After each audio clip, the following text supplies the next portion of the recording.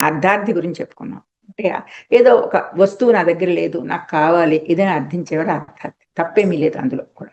తర్వాత జ్ఞాని. జ్ఞాని అంటే మహానుభావుడు, అన్నీ తెలుసు అతనికి. ఏ కోరికలు ఉండవు వాళ్ళకి. ఏ కోరికలు లేకుండా భగవంతుని ప్రార్థిస్తూ ఆరాధించేవాడు జ్ఞాని. దానికి ఉదాహరణ ఎవరంటే ప్రహ్లాదుడు, భీష్మాచార్యులు. ప్రహ్లాదుడి సంగతి అందరికీ తెలిసిందే కదా. పోతన గారు భాగవత పురాణంలో ప్రహ్లాదుని ఎన్ని రకాలుగా వర్ణిస్తాడు. ఆ రకంగా వర్ణించడం. ప్రహ్లాదుడికి ఏది కూడా ఇది కావాలని ఉండదు. పాముల చేత కరిపించినా, కొండల మించి తోసేసినా ఏమీ బాధపడ్డు. విష్ణువునే తలుచుకుంటూ ఉన్నాడు. నారాయణ మంత్రం, ఆయన మంత్రనే జపిస్తూ ఉన్నాడు. అందుకని జ్ఞాని. ఆ తర్వాత తనకి శరీరానికి ఇబ్బంది కలుగుతోందన్న విషయం కూడా అతనికి తెలియదు అనమాట. అవన్నీ కూడా పరమాత్ముడే చూసుకుంటాడు. అయ్యో పైనుంచి కింద పడిపోయాను, నొప్పి తగిలి ఉంటుంది కదా, దీనికి ఆయింట్మెంట్ రాయాలి, ఇవన్నీ ఉండవు కదా వాళ్ళ దగ్గర. అది ఆ మంచి చెడ్డలందరూ కూడా, ప్రహ్లాదుని మంచి చెడ్డలందరూ కూడా చూసుకున్నవాడు మహావిష్ణువే కదా. అందుకనే భక్తాగ్రేసరుడైన నారదుడు తల్లి గర్భంలో ఉన్నప్పుడే ప్రహ్లాద్కి భక్తి బీజాలు నాటాడు. జన్మించినప్పటి నుంచి అతనికి ప్రపంచ స్పృహ లేక నిరంతరం దైవ చింతనతో గడిపినవాడు ప్రహ్లాదుడు. భీష్మాచార్యులు జ్ఞాని కనుకనే శ్రీకృష్ణుడి తత్వాన్ని తెలుసుకున్నాడు. శ్రీకృష్ణుడి తత్వాన్ని తెలుసుకున్నాడు. ఆయనకి అన్ని రాబోయేవి జరిగేవి అన్నీ తెలుసు భీష్ముడికి. కానీ ఎక్కడ పెదవి విప్పకుండా శ్రీకృష్ణ పరమాత్ముడు ఉన్నాడు అంటాడు. ఆయన ఉన్నాడని చెప్పేసి ఆఖరికి అంపశయ్య మీద కూడా శ్రీకృష్ణ అని అనుకున్నాడు. అందుకని ఆయన వచ్చినప్పుడు నమస్కారం పెట్టి మోక్షం ఇవ్వమని అడగడు. ఎందుకంటే ఆయనకి తెలుసు. మహాజ్ఞాని. తర్వాత జిజ్ఞాసు. జిజ్ఞాసు అంటే ఎన్ని తెలుసుకున్నా ఇంకా తెలుసుకోవాలి, ఇంకా తెలుసుకోవాలి, ఇంకా తెలుసుకోవాలి. తత్వాన్ని ఎంత తెలుసుకున్నా, శివచింతన చేసిన, హనుమంతుడి అచింత చేసిన, ఆ తత్వాన్ని తెలుసుకోవాలన్నమాట. ఊరికే నామాలు జపించేయడం, అష్టోత్తరం చేసేసానండి, సహస్రనామం చదివేశానండి, ఇది కాదు. ఆ తత్వాన్ని తెలుసుకోవాలి. తత్వాన్ని తెలుసుకున్నప్పుడు ఏమవుతుందో తెలుసా, అలాంటి రూపురేఖలే వీళ్ళకి వచ్చేస్తుంటాయి కొన్నిసార్లు. అంత లీనమైపోతూ ఉంటారు. చాలా మంది నేను చూశాను, ఈ హనుమాన్ చాలీసా బాగా పఠించి పఠించి పఠించి ఇదైపోయిన వాళ్ళకి రాను రాను రూపురేఖలు ఆంజనేయ స్వామి లాగా తయారవుతారు వాళ్ళు. ఒక కోణంలో పార్వతీదేవి అమ్మవారు, లలితా సహస్రనామం, వాళ్ళలో ఒక రకమైన జ్యోతి కనిపిస్తూ ఉంటుంది అనమాట. అది జిజ్ఞాసు. ఎంత తెలుసుకున్నా కూడా ఇంకా తెలుసుకోవాలని ఉంటుంటుంది. భగవత్ తత్వాన్ని దర్శించాలని ఇచ్చే కల తీవ్రంగా ఉంటుందన్నమాట. అంబరీషుడు రాజర్షి అయినా కూడా నిరంతరం జిజ్ఞాసు. రాజు అయినా సరే అతనికి ఈ పరమాత్మ చింతన వల్ల జిజ్ఞాస ఉంది. ఇంక నేను చెప్పేది ఏంటంటే, మన త్యాగరాజు కూడా ఈ జిజ్ఞాసువే. ఎంత తెలుసుకున్నా కూడా ఇంకా తెలుసుకోవాలి, ఇంకా జ్ఞానం పంచిపెట్టాలి అన్న ఆలోచన ఉన్నవాడు త్యాగరాజు. జిజ్ఞాసువు అన్నారు. ఈ ఇంకోటి ముఖ్యమైనది ఉండిపోయింది మనకి, అదేమిటంటే వైరభక్తి. మనకి ఎవరైనా ఇష్టం లేకపోతే వాళ్ళని రోజు పొద్దు నుంచి సాయంకాలం దాకా వాళ్ళనే జ్ఞాపకం తెచ్చుకున్నా, ఆయన ఇలా అన్నారు, వీళ్ళు ఇలా అన్నారు, వాళ్ళు అలా అన్నారు అనుకుంటూ వాళ్ళ మీద మనం కోపం తెచ్చేసుకుంటాం. ఆ రకంగా ఇది వైరభక్తి అనమాట. వైరభక్తి చెప్పంగానే ఎవరికి ముందర జ్ఞాపకం వస్తారు? హిరణ్యాక్షుడు, హిరణ్యకశిపుడు జ్ఞాపకం వస్తారు.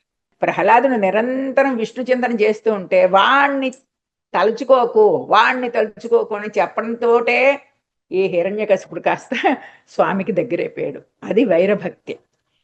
త్రేతాయుగంలో రావణ కుంభకర్ణులు శ్రీరాముని చేత, ద్వాపర యుగంలో శిశుపాల దంతవక్త్రులు శ్రీకృష్ణుని చేత నిహతులై ముక్తిని పొందారట. ఇదేంటండి మరి రోజు వాళ్ళు తిరుగుతూనే ఉంటున్నారు కదా అంటే, ఏదో రకంగా నా పేరు చెప్పించారు కదా అంటాడు. అప్పటిదాకా ఉన్నదంతా పక్కన, ఏదో పేరు నన్ను జపించారు కదా వాళ్ళు ఏ ఉద్దేశంతో జపించారో నా నామజపం చేశారు కదా, అంతే చాలు, వాళ్ళకి ముక్తి ఇచ్చేస్తున్నాను అంటాడు. వైరభక్తిలో తీవ్రమైన వైరం చేత సదా దైవ చింతన జరుగుతూ ఉంటుంది. తీవ్రమైన, మనకి ఎవరైనా కోపం వస్తే వాళ్ళని ఎప్పుడు తలుచుకుంటూ ఉంటాం. వాళ్ళు తలుచుకోకూడదని పక్కన పెట్టేసిన మళ్ళీ వచ్చేసి మనం బుర్రలో దూరిపోతూ ఉంటాం. తను ఎలా చింతించినా వారి యోగక్షేమాల బాధ్యత నాదే అన్నాడు విష్ణుమూర్తి. నువ్వు ఎలా చింతించి అసలు నీ నోటి నుంచి మాట రాని బాబు చాలు, నన్ను తిట్టుకున్నా సరే పర్వాలేదు, ఏదో రకంగా నువ్వు నామ జపం చేస్తే చాలు, నీకు మోక్షం ఇస్తాను అంటాడు. దీనికి పోతన గారు ఏం చెప్పాడంటే, అలుకనైన చెలిమినైన కామంబుననైన బాంధవమునైన భీతినైన తగిలి తలప నకిలాత్ముడగు హరి చేరవచ్చు వేరు సేయుడతడు. కోపంలో కానీ స్నేహంతో కానీ ఏ రకంగా బాంధవ్యంతో కానీ ఏదో రకంగా ఆయన నువ్వు నా పేరు చెప్పు, నీకు అతను దగ్గర తీసుకుంటాడు. వైరభక్తిని అవలంబించి ముక్తి పొందడం చాలా కష్టసాధ్యమైన విషయం. భగవంతుని పట్ల బద్ధ వైరం కుదిరితే కానీ ఈ వైరభక్తి సాధన దుర్లభం. దేవుడి మీద బద్ధ వైరం ఏదో ఒక్క క్షణం వస్తుంది, దేవుడు ఇలాగే చేస్తాడు అంటాం, కానీ మనం మళ్ళీ లెంపలేసేసుకుని ఇలా చేయకూడదు అనుకుంటాం కదా. అలాగా ఆ వైరం చాలా ఘోరమైన వైరం అయి ఉండాలన్నమాట. ఎప్పుడు కూడా లెంపలేసుకోకూడదు. ఈయన మంచిగానే తిట్టాను, ఈ దేవుని బాగానే తిట్టాను అన్నట్లుగా ఉండాలన్నమాట. అప్పుడు దానికి కారణం కూడా ఉండాలి. తిడుతున్నా అంటే ఊరుకోకూడదు కదా, ఏదో కారణం ఏమిటి, నీ కారణం ఏమిటి అని అది కూడా ఉండాలి. అందుకని మనం వైరభక్తి చాలా ఈజీ అనుకుంటాం, కానీ అది కుదరడం చాలా కష్టం. ముక్తిని ఎందుకు ఇస్తామన్న ప్రశ్న ఉదయిస్తే దానికి సమాధానం ఒకటే, ఎటువంటి పాపాత్ములైనా తనను చింతించే వారిని తరింపజేస్తానని శ్రీ మహావిష్ణువు అభయం ఇచ్చాడు. కామోత్కంఠద గోపికల్ భయమునం కన్సుండు వైర్క్రియా సామాగ్రిని శిశుపాల ముఖ్య నృపతులు సంబంధులై వృష్టులు ప్రేమన్ మేరలో భక్తి నేమునిదే చక్రంగంటి మెట్లైనను. ఏదో రకంగా చక్రం చూసాం. కామంతో గోపికలు ఉన్నారు, ఎలాగైనా సరే ఆ కృష్ణుని తమ వశం చేసుకోవాలని చెప్పేసి వాళ్ళు కంసుడు భయంతో ఎప్పుడు చంపేస్తాడో వచ్చని చెప్పేసి పిల్లలందరినీ చంపేయమన్నాడు. ఊళ్ళో ఉన్న చంటి పిల్లలందరినీ చంపేయమన్నాడు. ఎవడైనా అయ్యి ఉండొచ్చు కృష్ణుడు కాస్త అని. అంత భయం అనమాట వాళ్ళకి, ప్రాణభీతి అంత. సరే వీళ్ళకి కామం ఇన్ని రకాలుగా ఉన్నా కూడా చక్రం కంటి మెట్లైనను. అమ్మ విష్ణుమూర్తిని చూశాం కదా, ఏదో ఒకటి మెట్లైనను ధామ ధ్యాన గరిష్ఠుండైన హరిం చందన్ వచ్చు ధాత్రీశ్వర అంటాడు. అంటే ఏ రకంగా అయినా మనం ప్రార్థన చేస్తే విష్ణుమూర్తి మనకి ఆశ్రయం ఇస్తాడు. అసలు రామ అన్న మాట అనకపోతే ఏ రకంగా మనం ఇస్తాం? కృష్ణ రామ అని అనుకో, అంటే కృష్ణారామ. ఇదివరకు ఏం చేసేవారంటే తెలివితేటలేని వాళ్ళు తల్లిదండ్రులు దేవుడు పేరు పెట్టేసుకునేవారు పిల్లలకి. వాళ్ళని తిట్టినా కూడా ఒరే ఇలా రారా నువ్వు, ఒరే ఇలా రా నువ్వు, ఒరే కృష్ణ ఇలా రా, ఇలా కసురుతూనో విసురుతూనో. ఇప్పుడు ఏంటంటే కొత్త కొత్త పేర్లు వచ్చేసరికి మనకు అది కూడా కష్టం. ఆ పేర్లు అవి నోటికి తిరగవు, సరిగ్గా కోపం వచ్చినప్పుడు ఆ పేరు మనకి రాదు కూడా.